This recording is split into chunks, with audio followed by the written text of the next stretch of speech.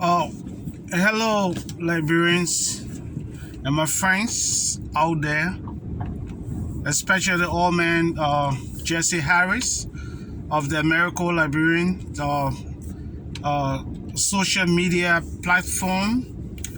Mr. Harris have established a very, very interesting revelation and research and historical disclosure of Liberian history and where Liberia started from, and those who played major role in establishing Liberia, and where Liberia came from in the community of the world and among community of nations, the League of Nations, the United Nations, Organization of African Unity, and where Liberia play a very pivotal role and play a leadership role through the administration of William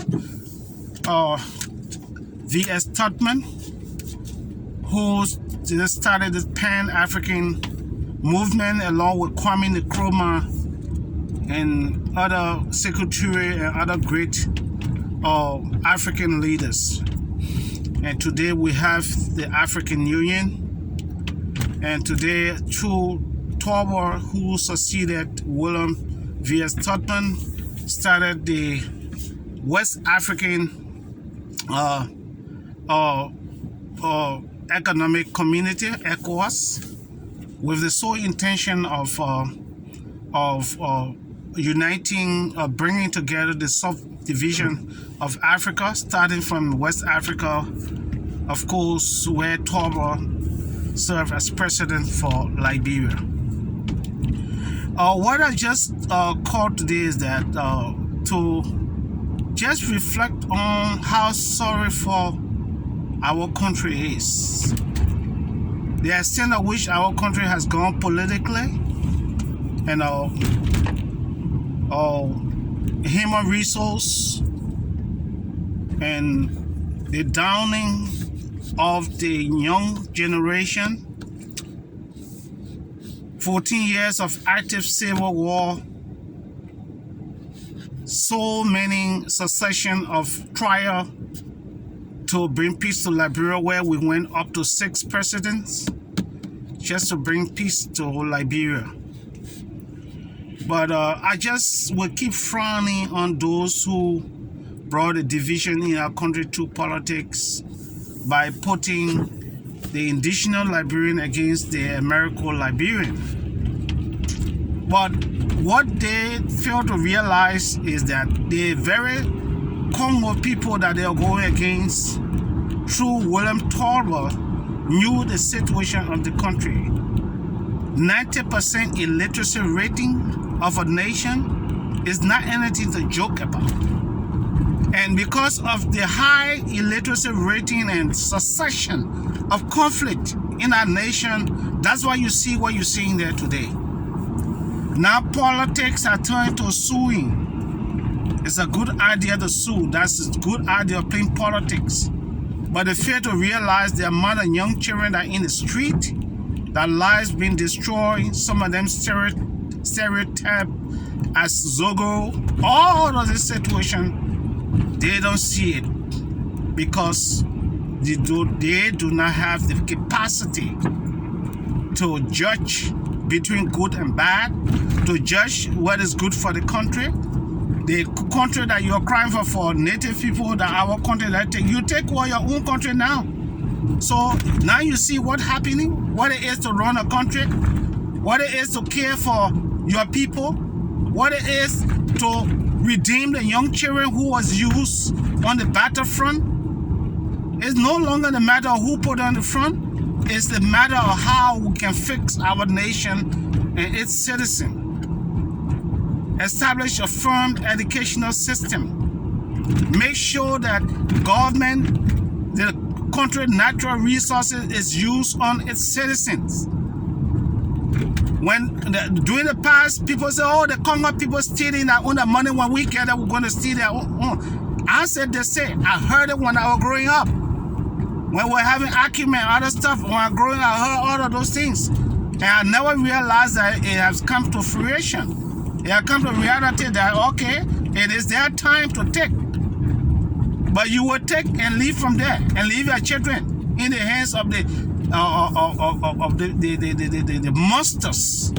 monsters that we have created in our country. Yeah, because you can take money that is not for you. You can bring down your own country, but there come a time that the monster that you created will haunt you, and it will not only haunt you alone. It will end up haunting the entire country and consuming the nation as Liberia is right now. Sorrowful situation, very emotional situation for our country. You look at the kind of talking people or politics, their own idea of politics, you know, no remorse, no consciousness, you know. So the only thing I can say for those of us who know God, I come to call on you today as we enter 2022. Let us get on our knees and keep praying for that country until God can provide the person who will come in that nation and unite that nation to go to God in prayer. The children of Israel had to do it.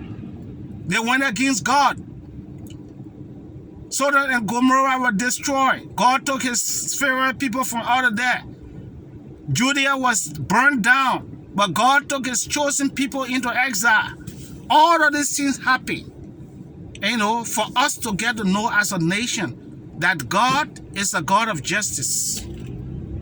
He has a divine justice that he used against people who put his people in suffering. So I call on all religious community in our country so that we'll get together and pray for that nation and cleanse it. I pray to God that God will give me the means so that I can be legally on earth, on the face of man, legally recognized as a preacher that will give me the go-ahead, you know, to be a part of trying to see how we can negotiate and bring our people together in unity so that we can go for 40 days and 40 nights fast and prayer that will be organized by all religious body of that country.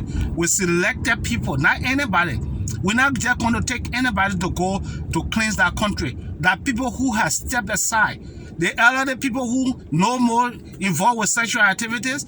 It will get in young people. It will be young children who don't know about who are not involved with sexual activities.